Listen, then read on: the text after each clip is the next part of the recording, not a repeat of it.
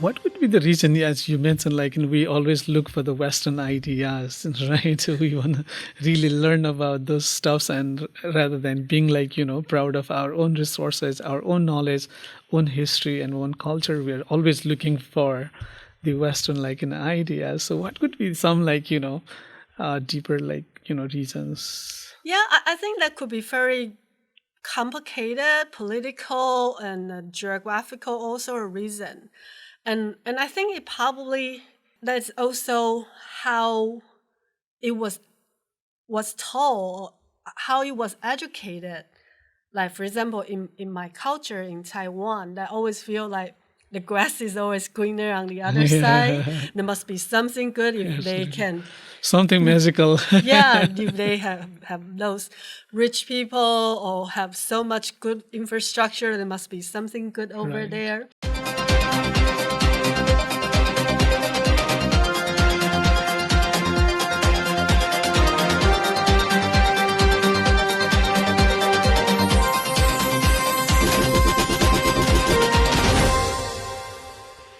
नमस्कार, एजुकेसन डायलगमा स्वागत छ। आज हाम्रो अतिथि हुनुहुन्छ क्यानाडाको भ्यान्कुभर स्थित Simon Fraser university school of एजुकेसनकी professor doctor Ching Chyu Lin. Welcome to the show, Ching. Thank you very much. Thank you so much for joining. How are you doing? I'm doing well, thank you. So we are going to discuss today on community inquiry. Okay. So to begin with, could you please tell us a brief overview of what this community inquiry is and its significance in education? All right. Good afternoon, everyone from Canada. We're in Vancouver here. My name is Ching-Chiu Lin. I'm assistant professor in the Faculty of Education in Simon Fraser University. For me, community inquiry, it's about learning with and through the community, and seeing community as the curriculum that we learn from, that we live within. And I think that community inquiry also needs to really think through that lens that community is the curriculum itself. So for that, we will have to think about the notion of community and why the community can be seen as a curriculum itself. I sort of refer to the notion of the curriculum as more like Canadian scholar Tay Aoki and Bill Piner thinking that curriculum is a lived experience rather than it's a pre-planned, predetermined curriculum module or curriculum planning material.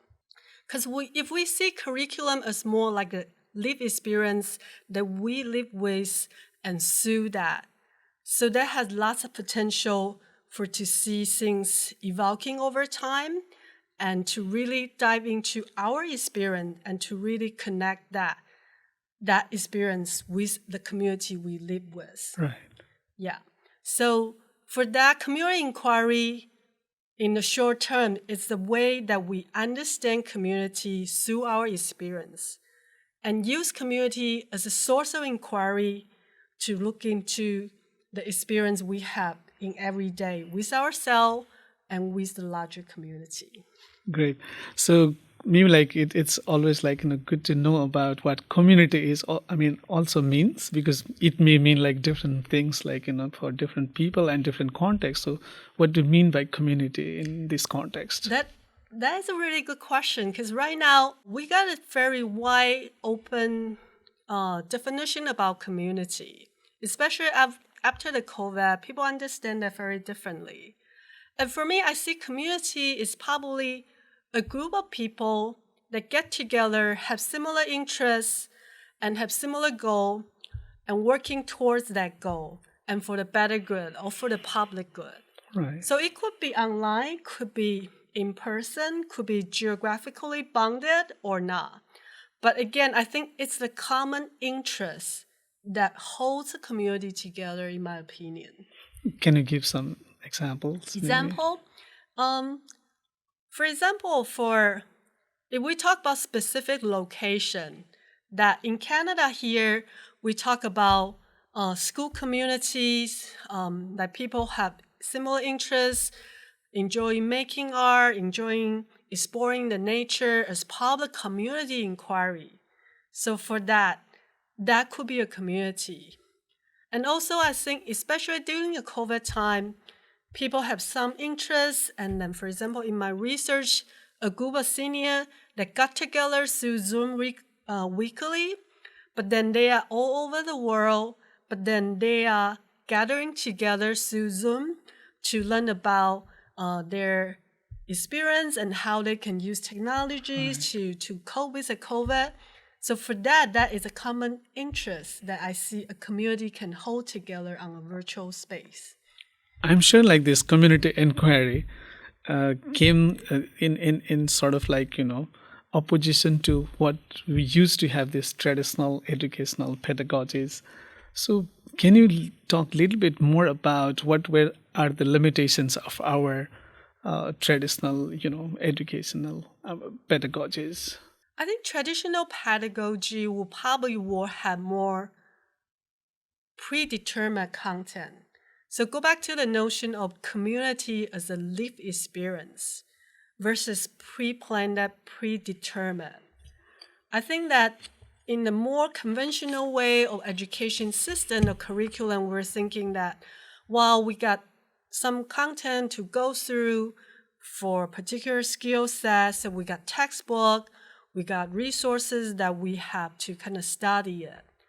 But then if we think through the lens of community inquiry, that we're looking to what are the problems coming out of the community. Right. And what are the problems we need to address and work together for the common good. Right. And so I would say that's a bit different. And that's probably a bit of coming from the motivation aspect that how can we work together and problem solve, try and error to figure out the best interest or best solution for the common collective community. Yeah. Okay, great. So you've been researching in this field for so long. So could you please share some of your researches in this field? My research around community inquiry is mainly around more like an informal learning setting. For example, working with underrepresented youth in community in Vancouver, using filmmaking as a way to empower youth or a way to inquire into the issues in the community. And also I work with a group of immigrant seniors especially, and during the COVID and thinking about how community can help us to get together to provide resource and service and help the senior to cope with the COVID.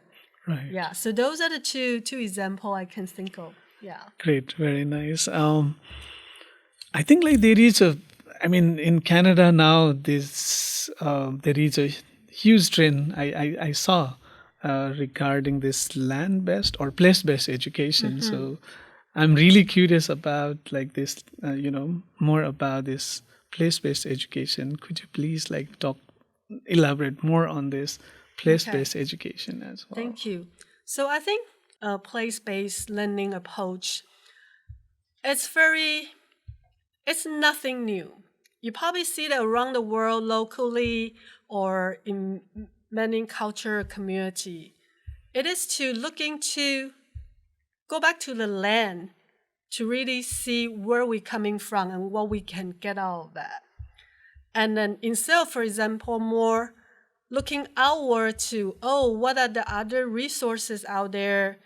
For example, Western pedagogy or particular culture coming outside. I think learning from the land or thinking about the place is a way to remind us to look back to the community, the land we grow up, the land that sustains us over time, what we can learn from the land. And it sort of kind of put us in a much more humble position to look into that our relationship with the land. For example, we're in a time that thinking climate change and global warming, those kind of issues.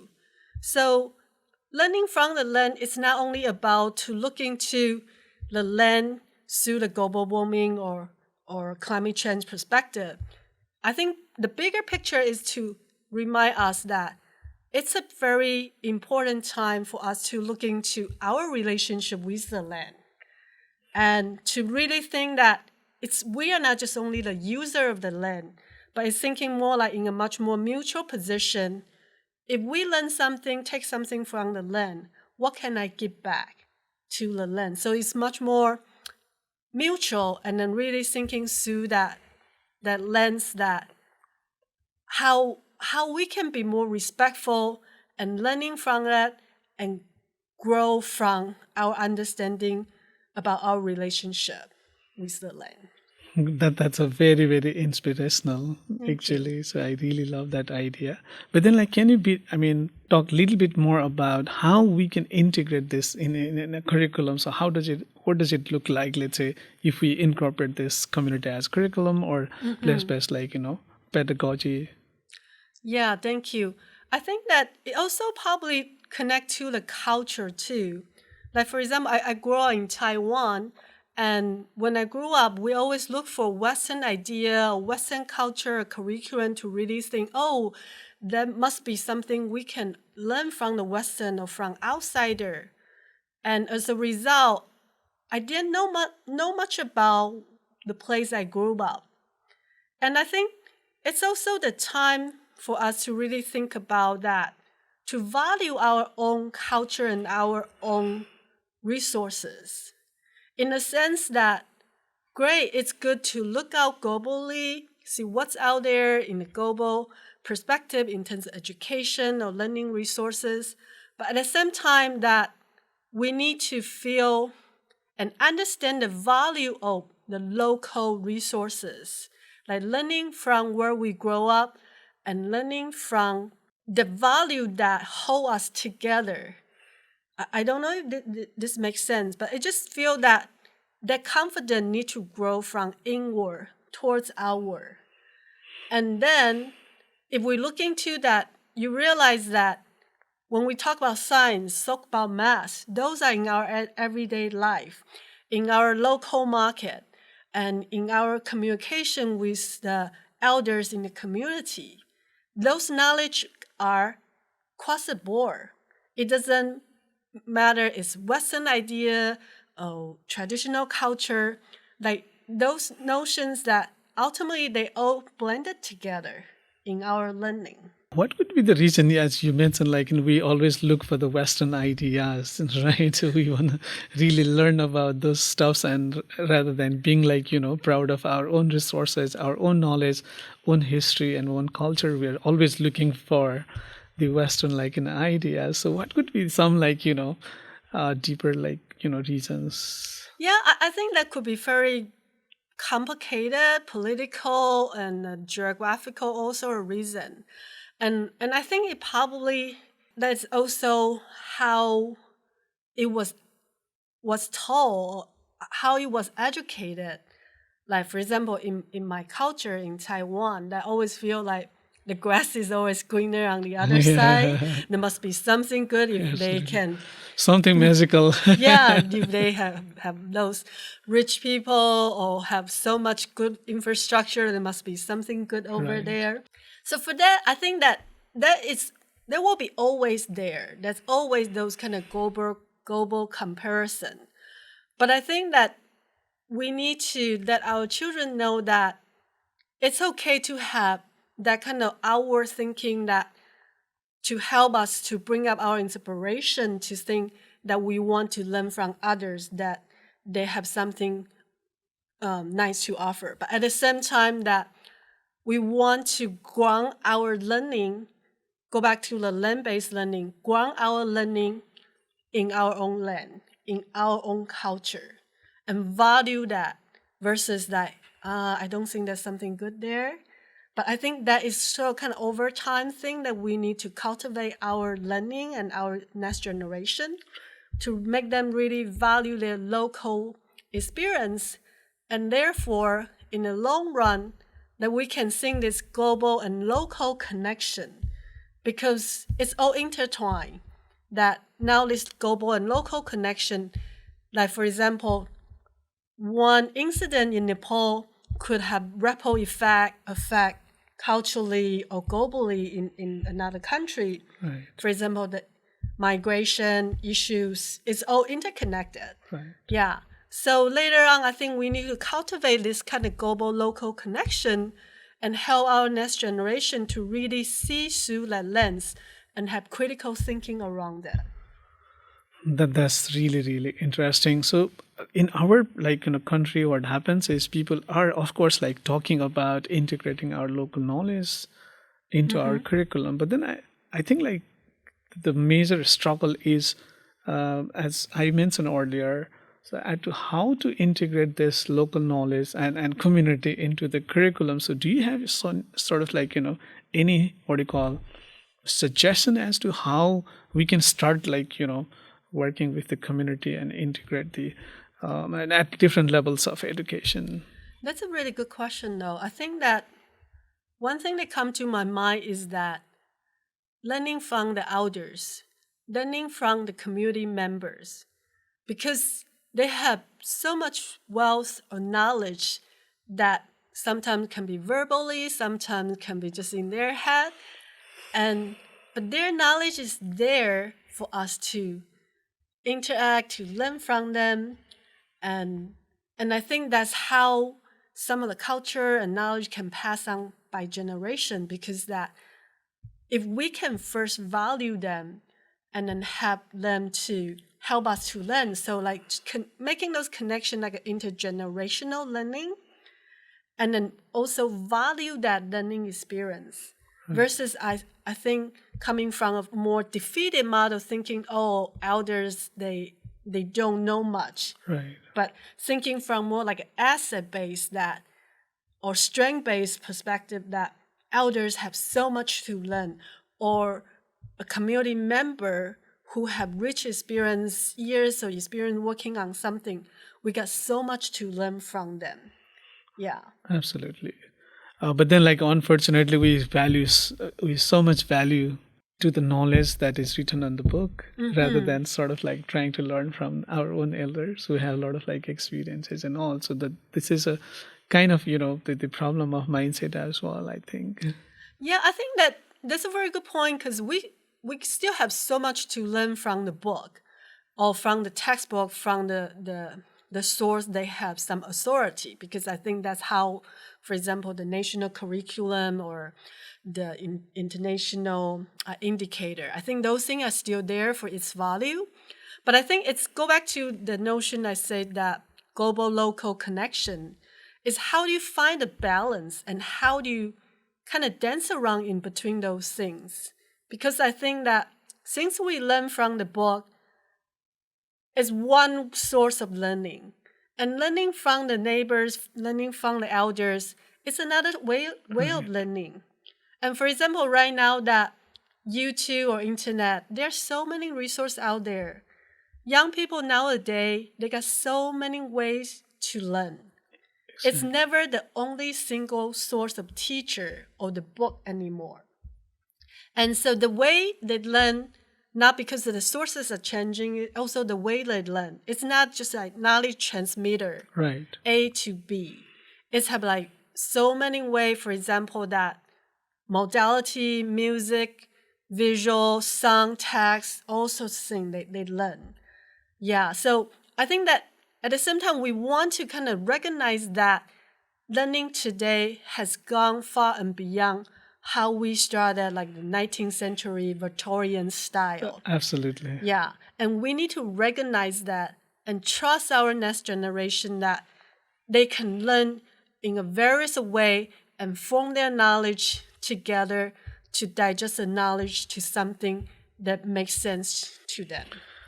Is it that we have formalized and structured our education system too tightly, much more than necessary, leaving so many rooms open so that we could learn from anywhere? But then it seems that it is too tightly controlled and formalized. Yeah, I think that the control is probably for various reasons, but I think I want to mention this worldview education, like a Dutch scholar, Bista was talking about this worldview education. So basically, his notion of worldview education is that you look at what is needed in this world as your go-to to really frame your thinking in education versus thinking that, oh, I need to be able to learn this X and Y skill in year 1 and 2. So I think that with that much bigger framework, then we can learn much more flexible. I guess my question is that it's not really about how tight we want to control how students learn. I think it's probably, we need a wake-up call to those people who are managing or making those education policy to really think about that. What do we want our children to learn for what? Is to help them to become a global citizen that understand the worldview globally, locally, or is to help them to learn everyday math and writing skill only, and expect them to, when they go out to the society, they'll figure out themselves. I think if we think through the worldview lens, that is they're preparing their education for the world they're going into through those everyday experience. So it will be much more connected versus that we separate today. You learning, particular skill example. It is also to really open up how we think in terms of how much control or flexibility we want in our education. And I think sometimes that if we can have much more open-minded thinking, let's give it a try. And let's lose a little bit of control and then see what it come out. And just kind of have the little bit of risk-taking in education. Right. It's kind of interesting to see that if we give the next generation a much more broader tool to learn, they probably will grow unexpectedly to what we want them to learn. Mm-hmm. I guess that we're in a very interesting time that the generation is like all those technologies and all what's going on in the world, that the world is different, the student is different, the way how we learn are changing constantly. Yeah. Great. So how is the situation in Canada? I can only speak to my province here, British Columbia. In BC, we have kind of have much more curriculum reform. They're moving more competency-based versus more like skill-based. So what we mean by competency-based is that probably about 10 years now, this curriculum reform focuses on more like critical thinking skill, problem-solving skill as a competency, right, versus like the old day is that more rigid, saying that, you need to learn X and Y in certain year, certain grade level. But now that puts more autonomy to teacher's hand to really help the teacher to have more autonomy to see how students can do and learn in their own context. So it's less about the grades, the numbers, and more about context, contextualize your learning experience. Right. Yeah. And we still have a long way to go, but I think that right now, in our K-12 education system, that we are trying to be more flexible learning, individualized learning, and to really help students to open up their possibility. Yeah. That's great. So you're trying to say that it is moving towards more flexibility and autonomy for the teachers so that teachers can be more creative to individualize and to contextualize it. But then for that matter, I'm sure the teachers have to be really competent and also passionate so that they can sort of teach well, right? So, but then how are you preparing the teachers for these kind of to handle this kind of autonomy? I think it's also that the trust on the teacher, because I think that the teacher come from its own culture or its own background. For example, his expertise is in English or math or science. And I think one thing is the expertise of that teacher, and another thing is the community that holds the school or the teacher where this person is situated. And it's the integration of those community and the teacher expertise that go together. And I do believe that if you give teacher the autonomy to let them know, go try something that you're passionate about, you like to teach. Right.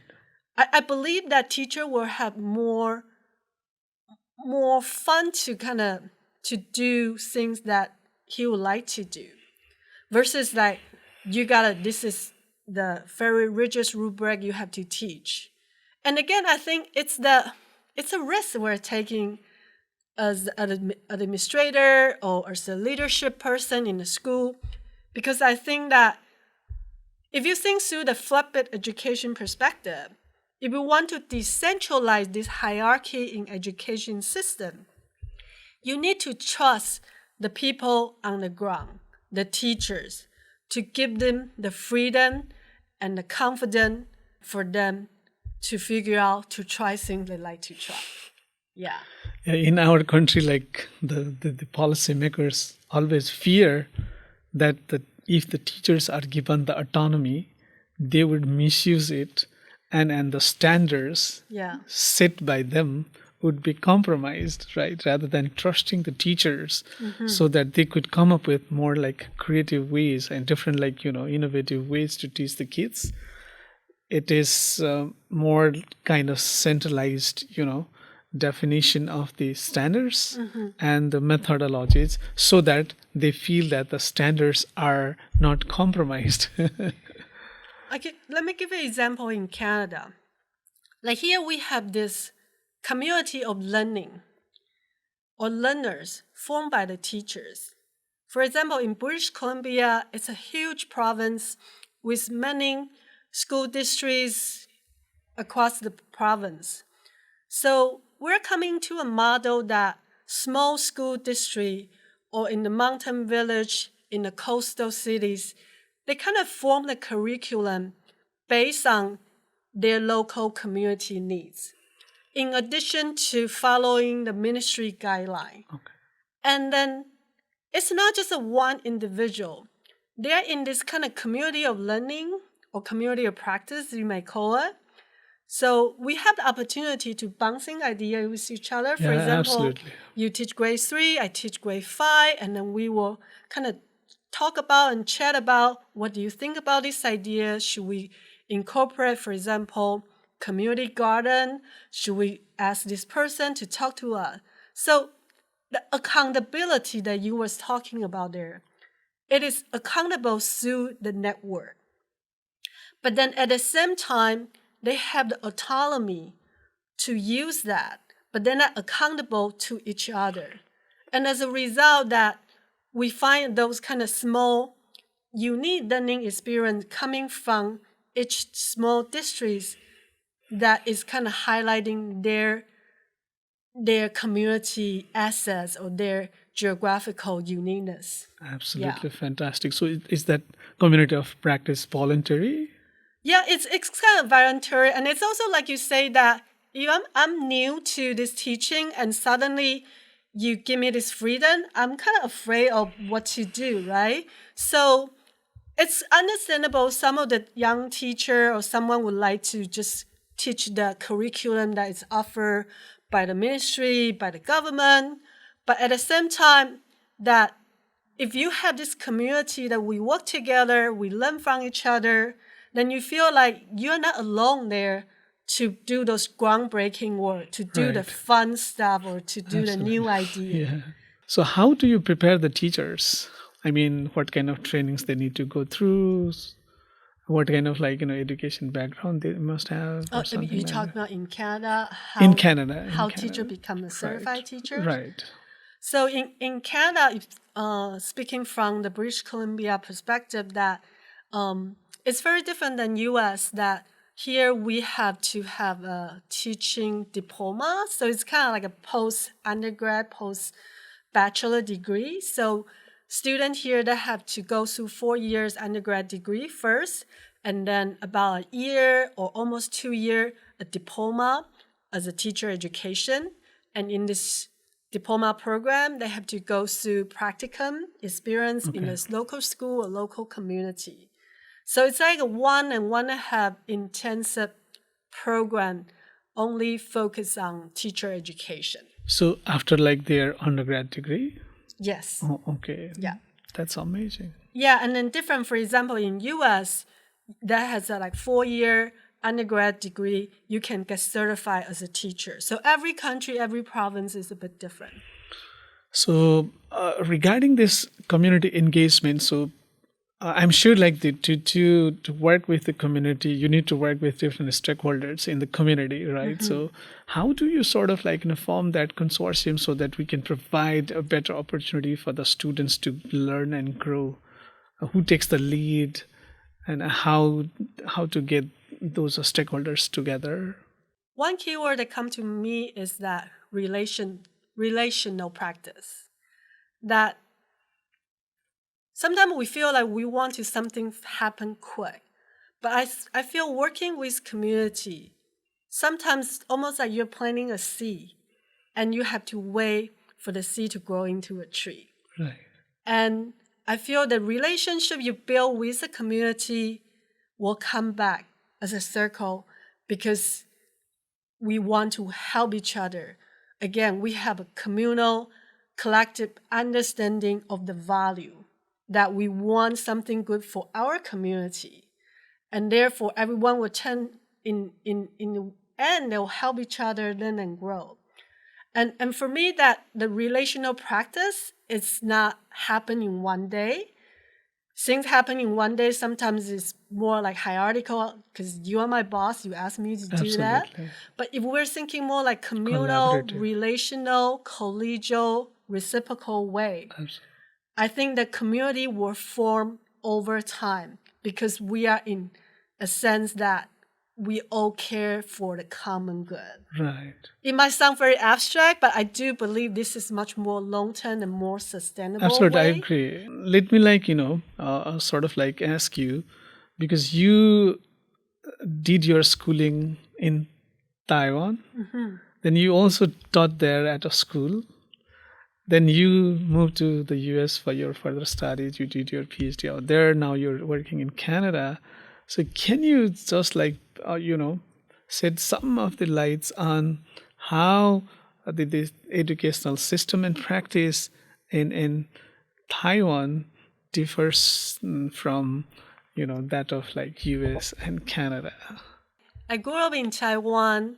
I did my master's degree in Taiwan. I went to US to do my PhD, and I'm working in Canada now. I would say that the way, because in Taiwan, it was very, when I grew up, it was very focused on academic. And I wasn't very good in academic in a traditional sense. That I'm not very good at memorizing things. I'm not very good at calculating. But I'm very creative, or I'm very goofy, thinking things very, very my own way. Right. And so growing up, it wasn't easy to feel like I'm not good enough. I'm not very good at memorizing things. I'm not very good at doing the thing that people value traditionally.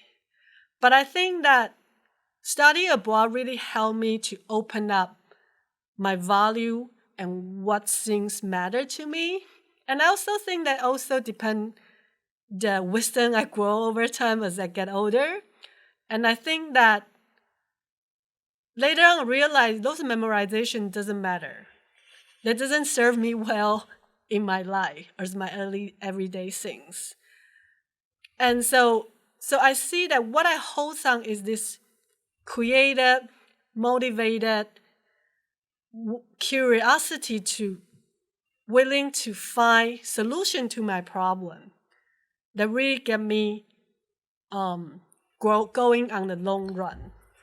So I guess what I try to say is that we all have to go through the way we were educated in our own society and system, But then I would say just be mindful and be hopeful and to look out other possibilities in the world around you. Because I think right now, like, our world is so much different. Students learn things online and everywhere that they can access lots of things.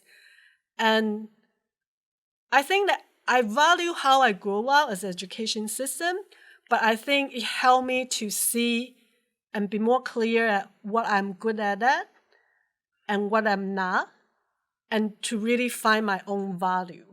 Because sometimes that, for example, if I keep bogging down by, oh, I'm just not very good at memorizing, so I don't have any value. But then later I think, no, that is not my issue. It's just I learn differently. And I learn in a much more creative, in a much more like holistic way. And once I recognize that I feel the world has opened up for me. I can learn new things on YouTube. I can figure out things without going through those things. I'm not good at that.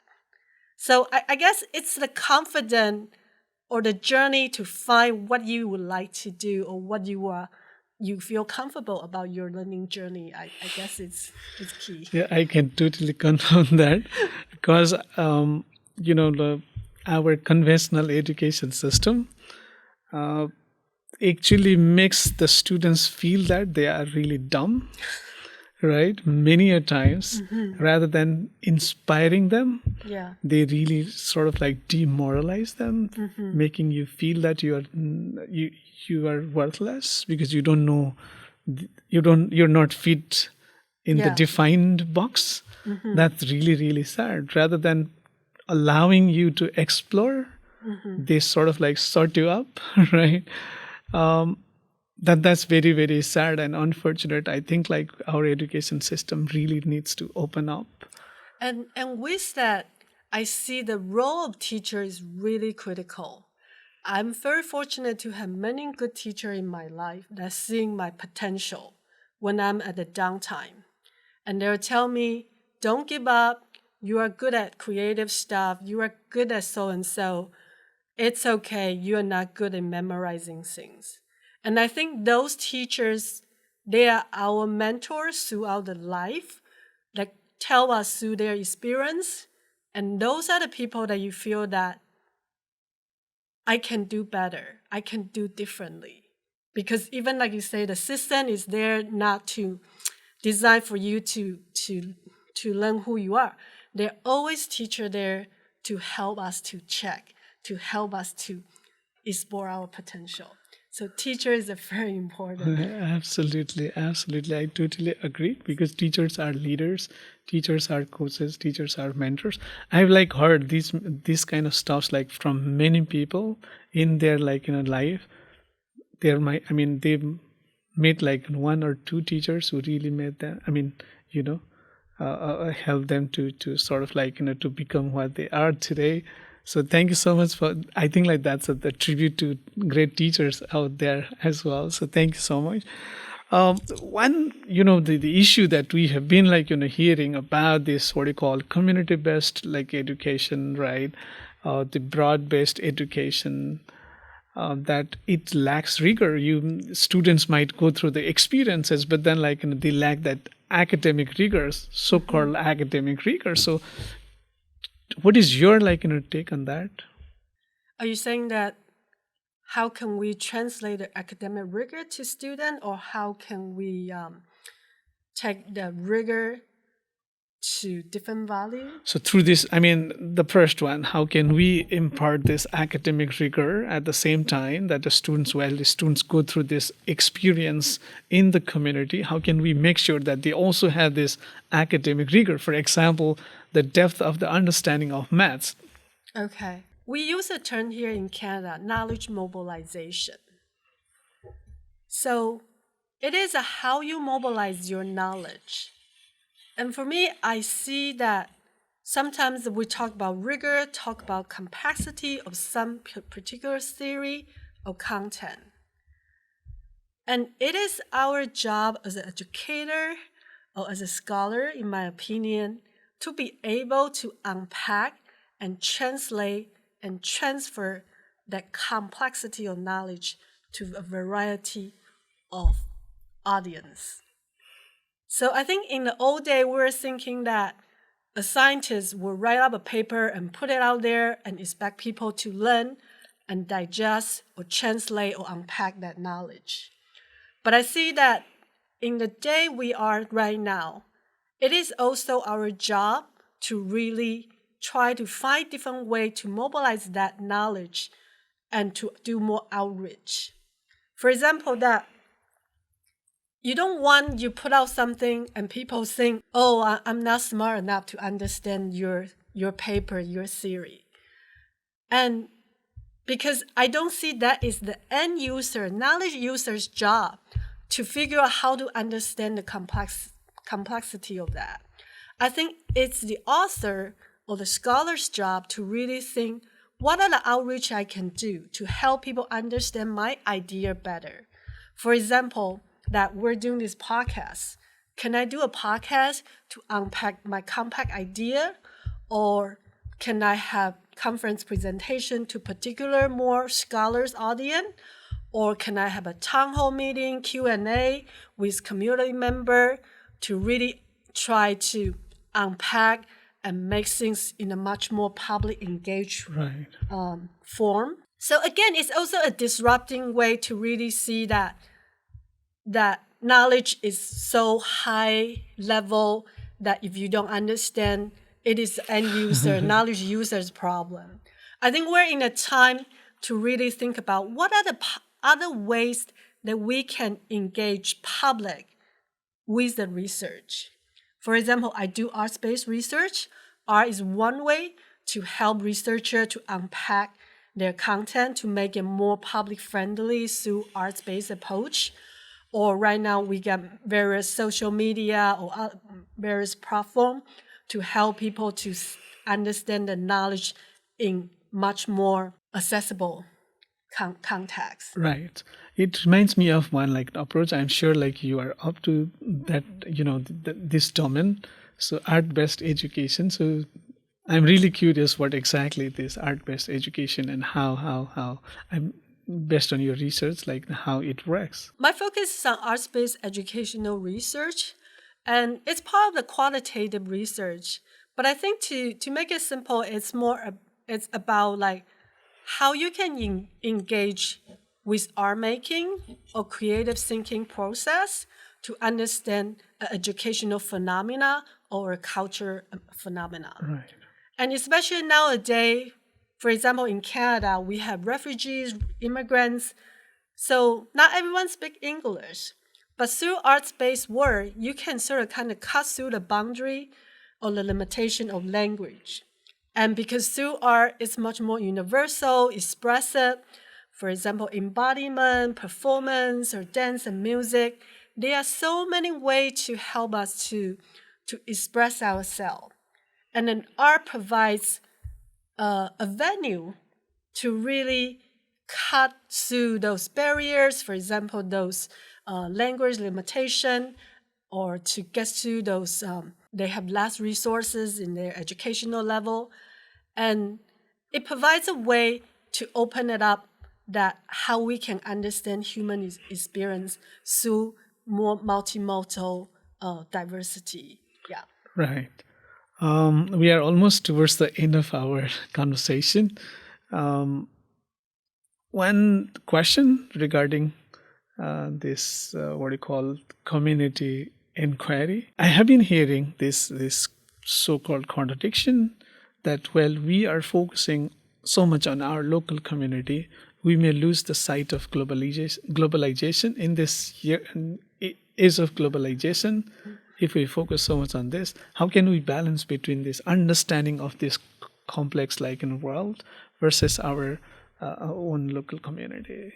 As I mentioned it earlier, I think right now that our world is very intertwined with local events and global trends. For example, our daily technology consumption and the news that happen every day.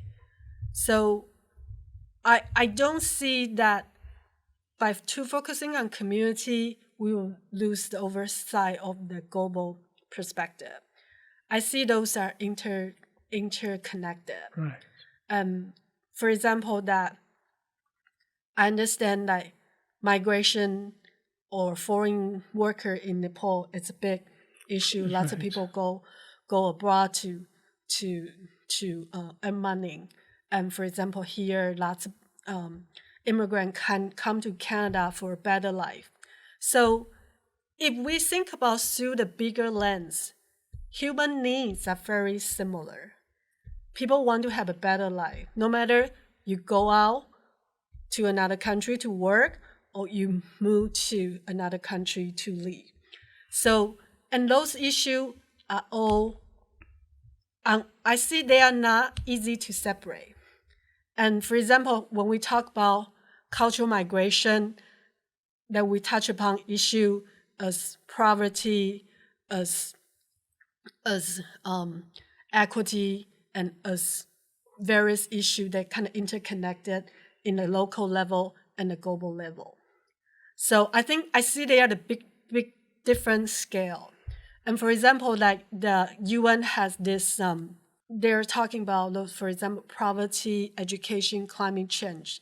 I see those issues, they all have different levels of complexity. Right. And because of this, that our education system cannot stay on like just a textbook anymore. The issue, for example, poverty, global warming, or equity, those issues, or health issue, those are changing every day because what's going on around the world, locally and globally. And we need to prepare our students for the day, the life, or the world they are living on right now. Right. The book is not enough. Yeah. Yeah, So absolutely. if we're going to look for educational innovation for the world, for the country, what can we draw from? I would say look for what can offer in local and use the local as a foundation to go out, look globally. So again, that those things were kind of connected back to one another, and I find that would be that's the worldview education that we were having it today.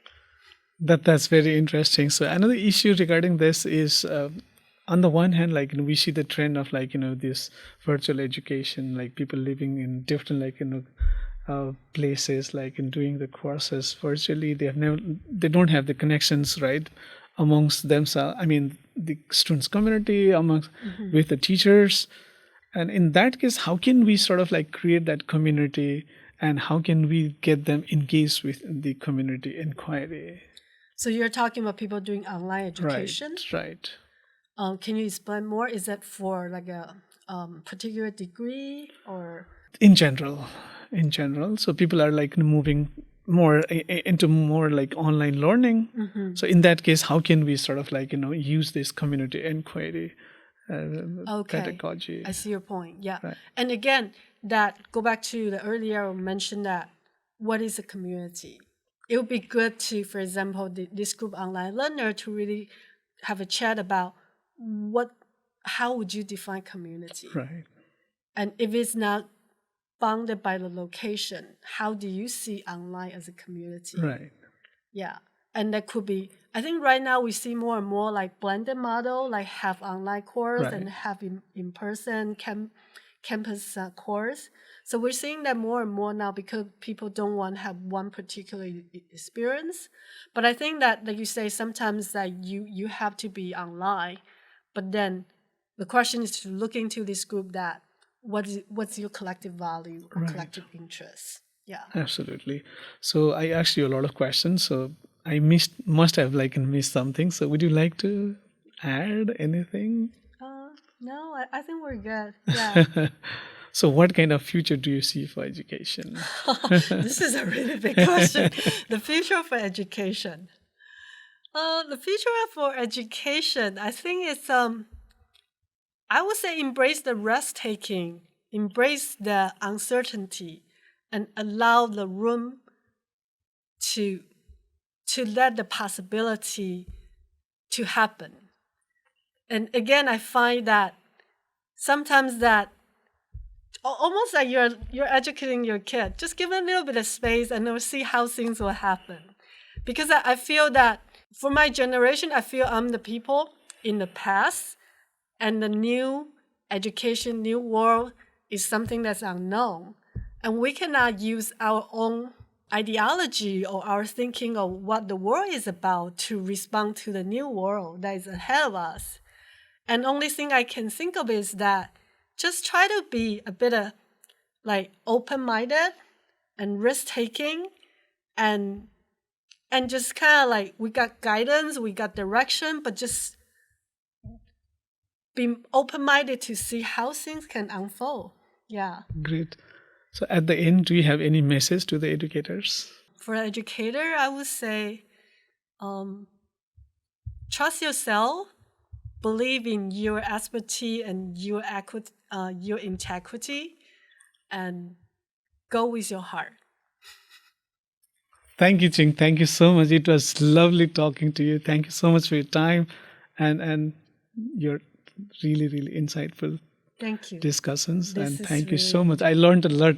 Thank you. Thank you so much. Thanks. So आज हामीले क्यानाडाको Vancouver स्थित Simon Fraser university faculty of एजुकेसनको professor doctor Ching Chyu लिनसँग community inquiry, कम्युनिटीलाई एजुकेसनमा कसरी integrate गर्न सकिन्छ र विद्यार्थीको लागि एक्सपिरियन्सियल अपर्च्युनिटिज प्रोभाइड गर्न सकिन्छ भन्ने कुरामा डिस्कस गऱ्यौँ। आगामी अङ्कमा नयाँ अतिथि र नयाँ विषय लिएर आउने नै छौँ। त्यतिन्जेलको लागि बिदा दिनुहोस्। हस्, नमस्कार।